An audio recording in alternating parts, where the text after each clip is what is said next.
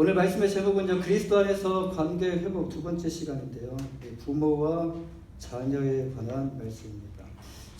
지지난 주에는 우리가 부모에 대한, 그러니까 부부에 관한 말씀을 함께 나눴어요. 부부, 남편과 아내에 관한 말씀. 그리고 부모와 자녀에 관한 말씀. 그리고 이제 다음에는 종과 주인에 관한, 주인과 종에 관한 말씀인데요. 이게 다 그 교회와 하나님과 연관되어 있는 말씀이에요. 오늘은 부모와 자녀에 대한 말씀을 함께 나눠보자 하는데요. 오늘 본문에 보시면 부모와 자녀에 대한 말씀이 나와요. 1절부터 3절까지 이 자녀들에게 말씀하는 것이고, 그 4절 말씀은 이제 부모들에게 말씀하는 것입니다. 1절에 보시면 부모들에게 자녀들은 어떻게 하라고 말씀하시냐면 순종하라라고 말씀하시죠. 순종하라. 그리고 2절에 보시면 부모들에게 자녀들은 또 순종과 이제는 공경하라라고 말씀을 해요. 그리고 이것이 약속에 있는 첫 계명이라고 말씀하는데요. 이것을 지키는 자는 잘 되고 장수하게 될 것이다라고 또 말씀을 합니다. 그리고 이제 마지막 말씀 4절 말씀을 보시면 이제 부모들에게 자녀를 어떻게 대해야 되는지, 자녀들이 어떻게 대해야 되는지, 자녀를 노엽게 하지 말고 주님의 말씀을 가지고 교훈과 훈계로 잘 양육하라라고 말씀합니다. 이 말씀이 오늘날에 살아가는 부모와 자녀에게 정말 꼭 이 시대에 꼭 필요한 말씀이 아닐까라는 이런 생각을 해보게 됩니다. 이 부모에게 필요한 것이 무엇이고 또한 자녀에게 필요한 것이 무엇인지 오늘 함께 이 말씀을 통해서 잠시 살펴보고자 합니다. 첫 번째로 이 자녀들이 부모에게 어떻게 해야 하는지, 자녀들이 부모에게 어떻게 해야 되는지 살펴보고자 합니다. 이 본문 1절 말씀을 보면요, 자녀들아라고 하죠. 부모에게 순종하라라고 말씀해요. 부모에게 순종하라. 그리고 이어지는 2절 말씀에서 공경하라, 순종하라, 공경하라. 그리고 자녀들이 부모에게 해야 하는 것이 무엇이죠? 두 가지입니다. 순종과 공경하라. 순종과 공경. 그런데 이 말씀은 이렇게 끝을 맺지 않고요. 그리고 이어지는 3절에서 이제 이런 자녀들에게 잘 되게 해주시고 잘 되는 복, 그리고 잘 되는 복뿐만이 아니라 장수하는 복, 오래 사는 복. 이 말씀을 종합해 보면요, 이 땅에서 오래 살 뿐만 아니라 잘 되는 복을 주시겠다라는 약속의 메시지를 우리에게 주십니다. 그런데 이 말씀은요, 이 바울 사도가 하나님께 받아가지고 하나님께 계시로 받아서 처음으로 이 에베소 교회 성도들에게 말하는 것이 아니에요. 우리가 잘 아시다시피 이것은요, 구약에 있는 말씀이에요. 이미 구약 가운데 있었던 말씀이에요. 이스라엘 백성들이 출애굽해서 시내산에 도착하고 난 후에 하나님께서 그들에게 이제 모세를 통해서 10가지의 계명을 주셔요. 10가지의 계명. 그 계명 중에 이 계명이 몇 번째 계명 안에 속해 있냐면 5번째 계명이 속해 있어요. 내 부모를 공경하라 라는 계명이 속해 있어요. 본문 6절 말씀해 보시면 바울 사도는 이 계명에 대해서 뭐라고 매듭을 짓냐면 이 약속에 있는 첫 계명이니라고 말씀을 매듭을 지어요. 이 10계명을 살펴보면 이 계명은 이제 5계명인데 5번째 계명인데 어떻게 이것이 첫 계명이라고 바울 사도는 말하고 있는 것일까? 이것은 무엇을 의미하고 있는 것일까? 이 10계명을 보시면요, 1계명 중에서 이 10계명 중에서도 두 가지로 나눠지는데 1계명에서 4계명까지는 하나님과의 관계에 대한 명령이 나옵니다. 하나님과의 관계에 대한 명령. 그러니까 우리가 하나님께 해야 되는 그 명령에 대한 말씀이 나오고, 그리고 이어지는 5계명부터 10계명까지 이제 인간과의 관계에 대한 명령이 나오게 돼요. 인간과의 관계에 대한 명령인 이 5계명에서 10계명 중에서 내 부모를 공경하라가 바로 이 5계명, 그러니까 인간과의 관계의 계명 중에는 첫 번째 계명이죠. 첫 번째 계명. 그래서 이 계명이 인간과의 관계 중에서 첫 번째라는 것을 지금 말씀해주고 있습니다. 바울 사도가 자녀들이 부모에게 어떻게 해야 하는지에 대해서 말해주면서 첫 계명이라고 말하지 않고 그에 따르는 복에 대하여 말할 수도 있었어요. 그냥 넘어갈 수도 있었어요. 근데 바울 사도는요, 갑자기 생각이 난 듯이 이것은 라고 말하면서 약속에 있는 첫 계명이다라고 말을 해요. 약속에 있는 첫 계명이다. 바울 사도가 이것에 대해서 아마도 힘을 주고 말했을 것입니다. 부모 공경이 얼마나 중요한 것인지, 부모에게 순종하는 것이 얼마나 중요한 것인지 아마 목에다가 힘을 주고 말했을 것이에요. 바울 사도가 이렇게 강조한 이유가 무엇이죠? 인간 사회에 있어서 가장 기초가 바로 가족 공동체입니다. 벽돌 한 장이 바로 가족 공동체라는 의미예요. 부모에게 순종과 공경이 가장 중요하기 때문에 이것을 언급한 겁니다. 이 관계는요, 지금 이 부모와 자녀와의 관계, 부부의 관계, 남편과 아내의 관계는 사회의 기초적이고 사회의 시작점입니다. 이 사회가 시작되기 위해서 가족이 있어야 된다는 거예요. 가족 없이는, 가족 단위의 그 삶이 없이는 사회가 구성되지 않는다는 거예요. 지금 이 관계는 사회의 기초이고 시작이라는 것을 기억하라는 겁니다.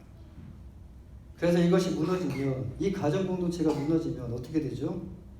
가정 공동체가 무너지면 가정만 무너지는 것이 아니에요. 벽돌 한 장만 빠지는 것이 아닙니다. 이 가정 공동체가 무너지게 되면 사회는 어느 순간에 혼란에 빠지게 돼요. 사회는 혼란에 빠지게 되고, 그리고 어느 순간에 이 사회는 이제 한순간에 무너지게 돼요. 인간과의 관계에 대한 계명 중에서도 이것이 가장 중요하다는 것을 지금 바울 사도는요, 목에 힘을 주고 말하고 있습니다. 첫째로 이게 자녀에서부터 나오지 않고 부모에 대한 말씀이 나오지 않고 왜 자녀부터 나왔는지, 이 순서가 지금 어떤 순서가 가장 중요한지, 이 자녀가 부모에게 공경하고 순종하는 것이 이 순서가 첫 번째라는 것을 의미를 합니다. 5계명은 이렇게 명령합니다. 너는 내 하나님 여호와께서 명령한 대로 내 부모를 공경하라. 이게 5계명이에요. 그리하면 내 하나님 여호와가 내게 주는 땅에서 내 생명이 기르고 복을 누리리라고 말씀합니다. 굳이 이렇게까지 안 하셔도 되는데 하나님은 순종하고 공경하는 자에게 뭘 주시겠다고요? 그냥 하라고만 하시면 되는데 그 이후에 따라오는 게 뭐냐면 장수하는 복과 그리고 잘 되는 복을 주시겠다라고 약속을 하셔요. 성경은 부모 공경에 대해서 아주 엄격하게 다루고 있습니다. 이 부모 공경이 굉장히 중요하기 때문에 엄격하게 다루고 있어요. 구약 성경에서는요, 부모를 멸시하는 일은 심각한 죄로 명시되어 있어요. 그래서 출애굽기 21장 15절 말씀 보면요, 자기 아버지나 어머니를 치는 자는 때리는 자, 구타하는 자, 치는 자는 반드시 죽일지니라라고 말씀하십니다. 또한 출애굽기 21장 17절 말씀을 보면요, 자기의 어머니나 아버지를 저주하는 자는 반드시 또 죽일지니라라고 말씀하십니다. 또한 레위기 20장 9절 말씀을 보면요, 출애굽기 말씀과 비슷한 말씀이 나오는데, 만일 누구든지 자기의 아버지나 어머니를 저주하는 자는 반드시 죽일지니 그가 자기의 아버지나 어머니를 저주하였은즉 그의 피가 자기에게로 돌아가리라 라고 말씀하십니다. 무서운 말씀이죠.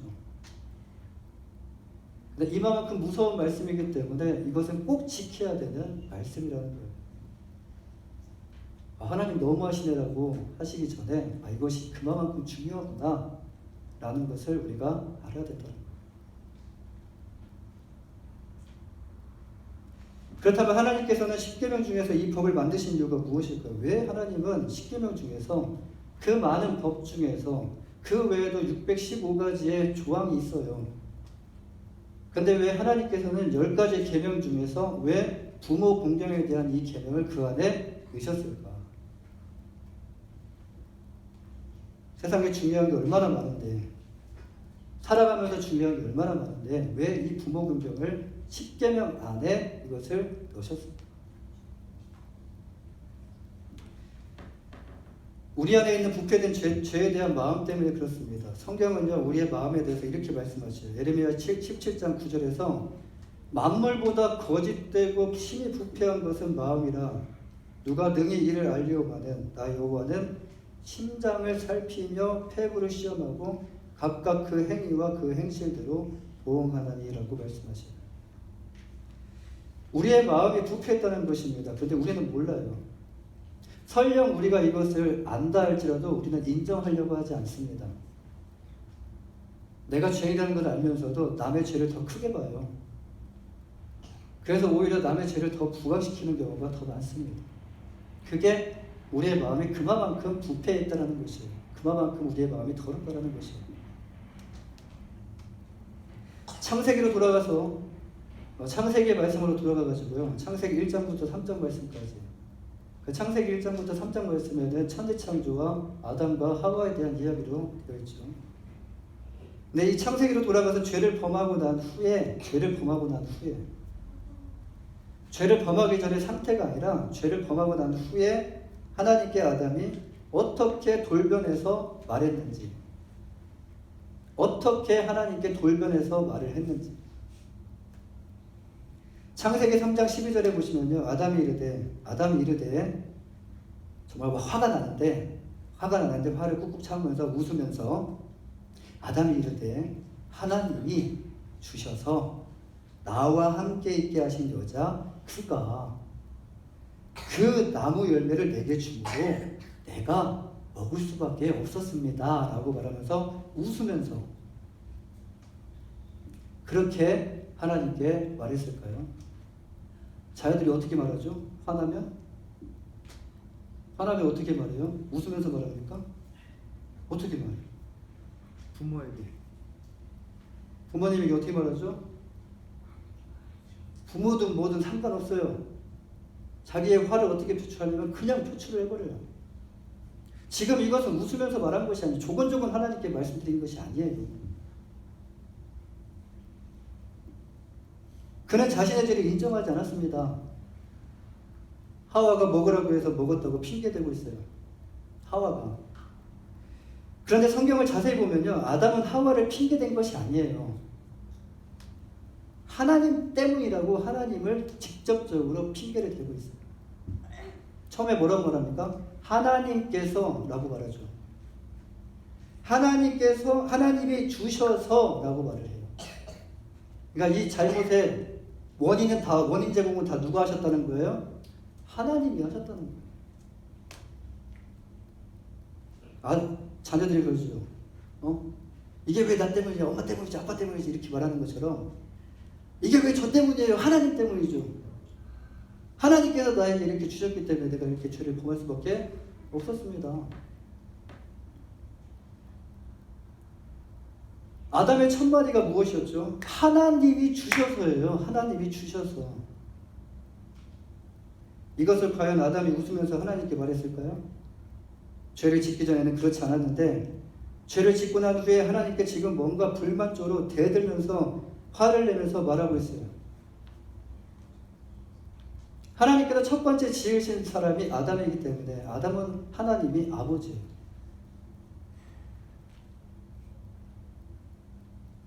자녀들이 화가 날 때 불만조로 막 투덜투덜거리면서 막 있는 힘껏 없는 힘을 다 쏟아내가지고 막 화를 내죠. 우리나라의 속담에 이런 속담이 있습니다. 방귀 낀 놈이 성낸다라는 말이 있어요. 아담은 자기가 잘못하고도 되려 하나님께 화를 내고 있다는 거예요. 사단의 유혹에 넘어가서 결국 우리의 마음은 사단이 지배하게 되었어요. 그래서 우리의 마음이 부패하게 되었는데 이 안에 어떤 마음이 들어오게 되었냐면 이 틈을 통해서 어떤 마음이 들어오게 되었냐면 하나님에 대한 마음, 그 사랑의 마음, 평안의 마음, 기쁨의 마음은 싹 사라지고 이제 이 마음 가운데 불순종의 마음, 대드는 마음, 그리고 억압하고 지배하려는 마음이 이 안에 들어오기 시작했다는 거예요.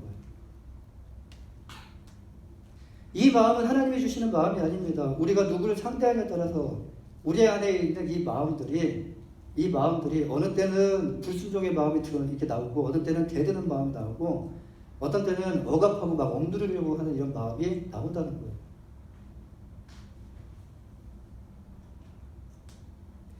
자녀들은 부모에게 대드는 마음이 있고요, 불순종하는 마음이 있고, 부모를 무시하는 마음이 있어요. 아무리 부모가 잘 가도요, 자녀가 잘 되면 부모를 무시해요.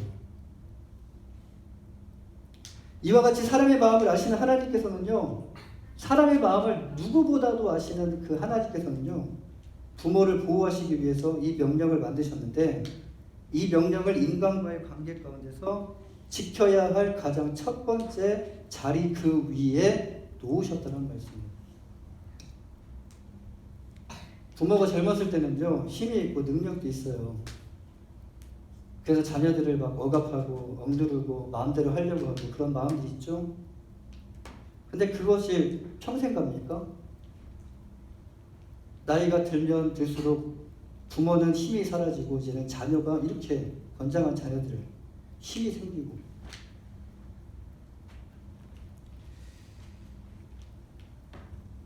젊음은 영원하지 않습니다. 부모는 나이가 들게 됩니다. 그러면 노동력이 상실되고요, 노동력도 없어져요. 그래서 돈을 벌 수 없게 되어서 이제는 경제적인 능력까지도 이제 없어지게 돼요. 그래서 나이 드신 분들이 이렇게 말씀해요. 돈이 힘이요. 돈이 있어야 돼. 자식에게 다 주지 마. 죽기 전까지. 이런 말씀 많이 하십니다. 그렇게 되면 늙은 부모들이 자녀들로부터 괄시를 받고 심지어는 버림까지 받기 때문에 그러는 거예요. 하나님은 이러한 인간의 마음을 누구보다도 더 잘 알고 계셔요. 부모님 잘 모실게요. 속지 마세요. 부모님 잘 모실게요. 뭐 사업을 하려고 하는데 돈이 필요해요. 라고 이렇게 하는 자녀들이 있어요. 근데 부모님은 안타까운 마음에 자녀에게 다 이렇게 줍니다.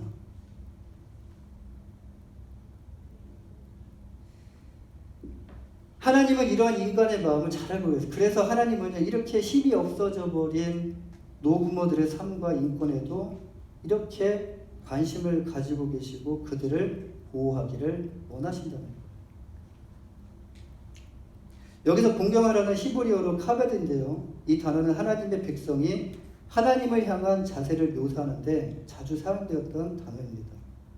이 부모를 공경할 때에도 이 단어가 동일하게 사용이 돼요.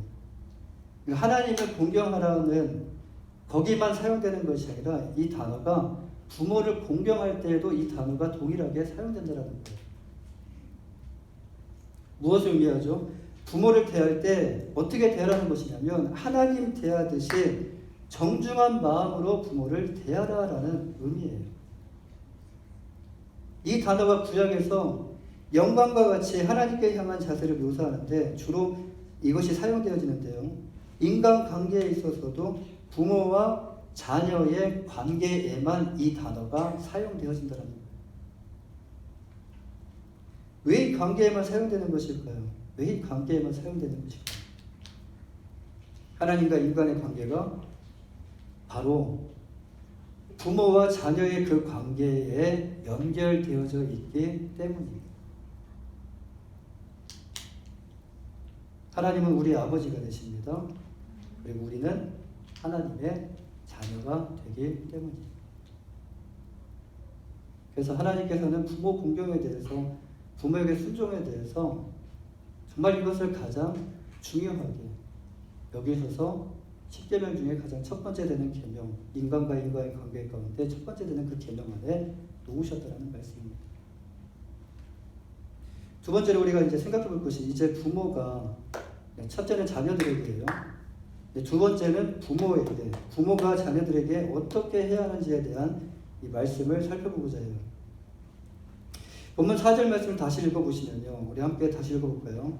본문 4절 말씀 시작. 또 아비들아 너희 자녀를 노엽게 하지 말고 오직 주의 교훈과 훈계로 양육하라 라고 말씀하죠. 앞서 말씀드렸듯이 우리의 마음은 죄로 인해서 부패되었습니다. 그래서 우리의 마음 가운데 여러 가지 더러운 마음이 생겨나는데 그 중에 자녀들 안에는요 어떤 마음이 있냐면 불순종하고 대드는 마음이 있고 무시하는 마음이 있어요. 사춘기 아이들을 보면요 무조건 싫어요. 사춘기 아이들을 보면은 무조건 싫어요. 아무 이유가 없어요. 그냥 싫어요. 근데 그 부모가 되면 바로 이제 어떤 마음이 있냐면 힘으로 억압하려고 하고 억지로 그 자녀들을 복종시키려고 하는 그 마음이 있다라는 거예요. 이것이 자녀를 가진 부모에게 나타나는 마음인데요. 부모에 대한 권위를 내세워서 불순종하고 대드는 자녀들을 어떻게 해서든지 복종시키려고 하는 이런 마음이 있다라는 거예요. 그래서 자녀들을 학대하죠. 그리고 자녀들에게 폭력을 휘두르죠. 요즘 가정이 많이 그렇습니다. 사랑하는 여러분, 자녀는요 부모의 소유물이 아닙니다. 그리고 부모의 조종에 의해서 자라나는 행동하는 로봇이 아니라는 거예요. 자녀들은요 정신적으로 물질적으로 부모의 양육과 돌봄을 바라며 자라야 하는 대상이 바로 자녀들이에요. 보호를 받아야 되는 대상이 자녀들이에요. 가장 보호를 받을 곳이 어디입니까? 세상 가운데서 자녀들은 보호를 받지 못해요. 세상에서 양육을 해준다고 하지만 세상 가운데서 양육받지 못합니다. 자기 살기도 다 바빠요.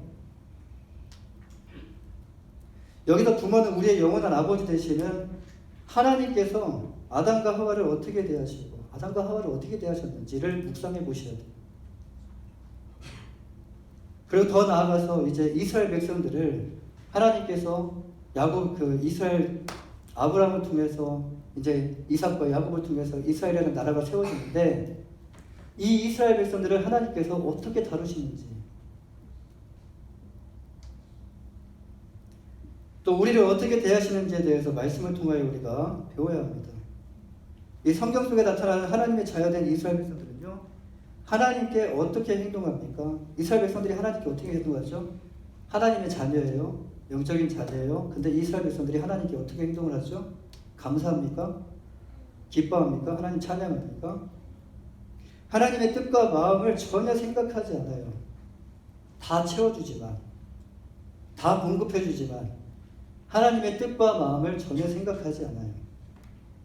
필요한 것을 채워주고 배부르게 해주고 이제 등 따숩게 해주는데도 그들은 하나님께 감사하기보다 원망하고 불평합니다. 그리고 다른 것을 통해 뭐가 부족합니다라고 하나님께 더 달라고 합니다.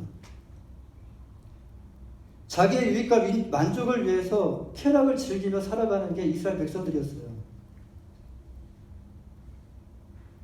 자기에게 유익이 되면, 자기에게 만족이 되면 이제 그것이 죄라 하더라도 우선 저지르고 보는 게 이스라엘이었어요. 그리고 나중 일은 나중에 걱정합니다. 죄를 짓고 난 후에 이제 그것이 죄가 아니라는 것을 스스로 그 죄에 대한 법을 스스로 고쳐요. 괜찮을 거야. 그리고 하나님께서 이렇게 징계를 내리실 때 하나님께 뭐라고 했냐면 하나님 너무하다라고 말해요. 죄를 짓고 돌아오지 않는 이스라엘 백성들은요 하나님의 마음을 그렇게 아프게 했어요. 구약 성경에 보면은 하나님의 자녀의 이스라엘의 행동, 그리고 이스라엘의 영적인 아버지 되시는 하나님의 마음을 우리가 구약 성경을 보면요 느낄 수가 있습니다. 그런 이스라엘 백성들을 하나님은 어떻게 하셨습니까? 그런 이스라엘 백성들을 하나님은 어떻게 하셨죠? 하나님은 그들이 돌아올 때까지 참고 또 참고 기다리셨다는 거예요. 그들에게 선지자를 보내주십니다. 많은 선지자를 보내주시죠. 구약에 보면 많은 선지자가 있죠. 많은 선지자를 보내주셔요. 선지자 통해서 무엇을 말씀하셔요? 이스라엘 백성들에게 하나님께서 죄를 회개하고 돌아오면 용서해 주실 것이다 라고 그들을 타이르며 말을 하게 하십니다. 제발 돌아와라. 호세아에게도 이사야에게도 에스겔에게도 제발, 에레미야에게도 제발 돌아와라. 죄를 깨닫고 죄를 회개하고 제발 돌아와라. 근데 이스라엘 백성들은 그럴 마음이 없어요.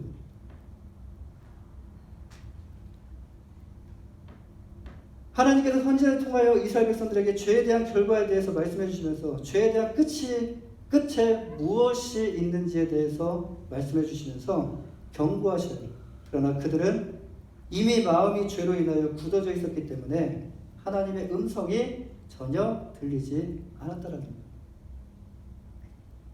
그들은 하나님의 말씀을 전하는 선지자들을 어떻게 했죠? 죽였습니다. 때렸습니다. 감옥에 가뒀습니다. 그리고 더 이상 말하지 말라고 합니다. 더 이상 하나님의 이름으로 말하지 말라고 합니다. 듣기 싫다고 합니다. 선지자들을 죽여요. 많은 선지자들이 죽게 돼요. 신약으로 넘어가서 이제 하나님이신 예수 그리스도가 이제 육체를 입고 이 땅에 오셨습니다. 그리고 하나님께로 갈 수 있는 길이 무엇이고 진리가 무엇이고 생명이 무엇인지 예수님께서 직접적으로 말씀해 주셔요. 내가 곧 길이요 진리요 생명이니 나로 말미암지 않고는 아버지께로 올 자가 없느니라 라고 말씀하셔요. 나로 말미암지 않고는. 이렇게 말씀하시면서 하나님께로 갈 수 있는 길로 주님은 모든 사람들을 인도하시기를 원하셨어요. 근데 주님의 방법이 뭐였죠? 무력으로 그들을 인도하지 않으셨다는 거예요. 그들을 폭력으로 그들을 사로잡아서 억압하며 그들을 하나님께로 인도하지 않으셨다는 거예요. 그런데 그 사람들은요, 주님의 음성을 듣지 않았고 사람들은 주님을 믿지 않았어요. 예수님을 믿지 않았어요. 예수님이 하나님께서 보내신 구세주라는 것을 믿지 않았어요. 예수님이 길이시고 진리가 되시고 생명이 되신다는 것을 믿지 않았어요. 결국 하나님이신 예수 그리스도를 십자가에 못 박아서 죽이게 됩니다. 죽음을 당하셔요. 십자가에 달려서 죽음을 당하시면서까지도 예수님은 십자가에서 뭐라고 말씀하십니까? 저들의 죄를 용서하여 주옵소서라고 말씀하십니다. 하나님이 어떤 분이시라고요? 이런 분이시라는 거예요. 끝까지 참고 인내하며 기다리며 돌아오기를 원하시는 분이 바로 하나님이시다. 성경의 구약부터 신약까지 쭉 살펴보시면 하나님의 마음이 어떤 마음인지 이것을 우리가 성경을 통해서 우리가 느낄 수가 있다는 것입니다. 이런 하나님 아버지의 마음을 모르는 자녀들에게 하나님은 어떻게 하셨습니까? 하나님은 지금도 동일하게 각 교회에 목사를 세우셔가지고 각 교회에서 지금도 잃어버린 자녀들이 하나님께로 돌아오기만을 기다리고 계신다라고 선포하고 있습니다. 말씀하고 있어요. 지금도 과거의 선지자를 통해서 그리고 신약의 사도들을 통해서 그리고 이제 목사를 통해서 선교사를 통해서 여러 사람들을 통해서 하나님은 이런 분이시다. 하나님께 이제 돌아오십시오라고 선포하고 있습니다. 오늘 보면 4절 말씀을 보시면요. 자녀들을 노엽게 하지 말라라고 말씀합니다. 여기서 이 노엽게 하다라는 단어는요. 옆에, 주위에를 뜻하는 히라버 이 파라입니다. 파라. 옆에, 주위에. 근데 화가 나게 만들다라는 뜻, 오르기조가 합쳐진 단어예요. 주위에서 화가 나게 만들다.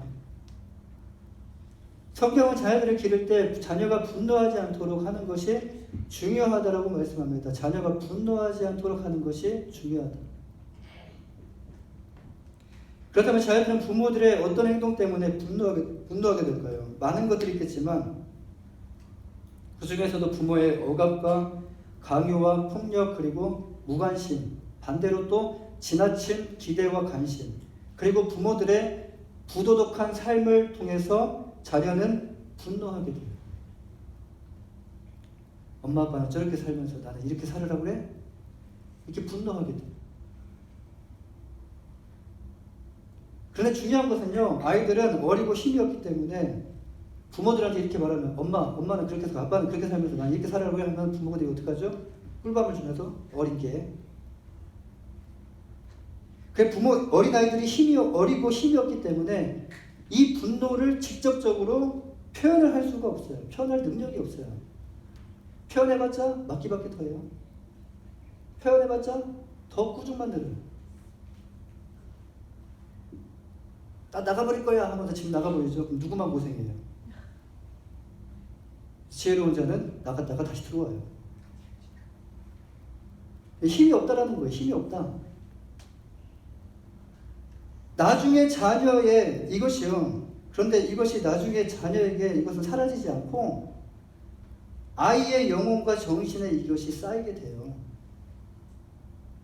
나중에 자녀의 인생에 부정적인 영향을 끼치게 되는데 이제 그들이요. 이제 청소년이 되고 어른이 되었을 때 서서히 이것이 드러나게 돼요. 자녀를 대할 때 노엽게 하는 말과 행동을 만약에 하셨다면 이제는 삼가하셔야 된다는 거예요. 사랑하는 여러분, 그리스도인의 가정 안에서 자녀의 양육 방법은요, 세상과 다릅니다. 부모는 성경을 교과서로 삼으셔야 되고 하나님 성경을 교사로 삼으셔야 돼요. 그러니까 부모님이 먼저 성경을 아셔야 돼요. 성경을 읽으셔야 돼요. 그리고 성경을 통해서 하나님의 뜻이 무엇이고 하나님의 마음이 무엇인지를 아셔야 돼요. 근데 거기서 끝나는 것이 아니라 그 마음이 곧 우리 부모의 마음이 되어야 된다는 말씀입니다. 성경을 통해서 우리의 아버지 되시는 하나님의 마음을 알아야 됩니다. 사랑으로 하나님의 말씀 안에서 교훈과 훈계로 아이들을 잘 양육해야 되는데 이 교훈과 훈계는요, 가르치는 자가 먼저 주님의 말씀 앞에 올바르게 사는 것을 보여주는 것이에요. 주님께서 우리를 끝까지 참고 인내하며 사랑하신 것과 같이 우리 부모 또한 자녀들을 믿어주고 끝까지 인내하며 사랑하는 마음으로 자녀들을 교훈하고 훈계할 때 자녀들은 이제 오늘날로 말하는 멘탈이 어떤 멘탈입니까? 자녀들의 멘탈이 유리 멘탈이라고 하죠. 유리 멘탈. 조금만 뭐하면 쓰러지고 유리 멘탈과 같은 금방이라도 깨질 것 같아요. 그 유리 멘탈이 아니라 삶이 바르고 굳센 멘탈의 힘을 가진 자녀로 성장하게 될 줄 믿습니다. 오늘 그리스도 안에서 관계 회복 두 번째 시간으로 부모와 자녀에 대한 말씀을 함께 나눴는데요. 오늘날 가정에 많은 사건 사고가 일어납니다. 부모가 자녀를 죽이는 사건, 자녀가 부모를 죽이는 사건, 그리고 형제지간에 일어나는 사건. 최근에 필라델피아에서 형제지간에 말다툼이 있다가 갑자기 형이 동생을 총으로 쏴 죽이는 그런 사건이 있었어요. 근데 그 사건의 이유를 봤더니 게임 때문에 그래요. 게임 때문에. 게임이나 이런 영화 같은 데 보면은 총으로 쏘는 거 너무 자연스럽고 너무 쉽잖아요. 근데 그것을 그냥 보고 넘어가면 좋겠지만 그것이 어느 순간에 우리의 마음 가운데 자리를 잡게 돼. 그래서 화가 나게 되면 그런 행동들도 우리들이 생각하지 않고 무의식 중에 그런 행동들이 일어나게 된다는 거예요. 청년들은 게임을 삼가하셔야 돼요. 총게임. 그리고 남자 청년들은 특별히 뭐 싸우고 총싸움하는 그런 걸 보면 안 돼요. 로맨틱 드라마를 보셔요.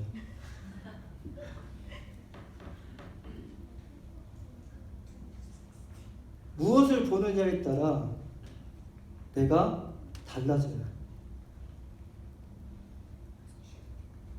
부모와 자녀와 관계가 금이 가고 깨지는 일이 왜 일어나는 것일까요?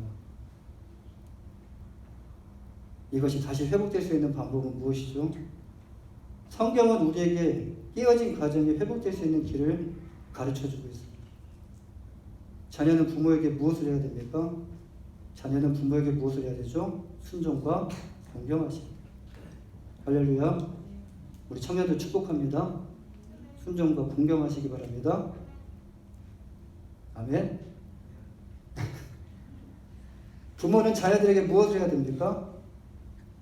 자녀를 노엽게 하지 말고 주의 말씀 안에서 사랑으로 사랑을 사랑하는 마음으로 교훈과 훈계로 양육하셔야 돼요. 누가 성경을 더 많이 읽으셔야 돼요? 자녀가 더 많이 읽어야 될까요? 부모가 더 많이 읽어야 될까요? 부모가 더 많이 읽으셔야 돼요. 그리고 누가 더 많이 참아야 됩니까? 부모가 더 참으셔야 돼요. 여러분의 가정이 하나님의 말씀 안에서 정말 그 에덴 동산과 같이 하나님의 말씀 안에서 아름다운 가정으로 세워지시기를 주님의 이름으로 간절히 축원합니다. 기도하겠습니다.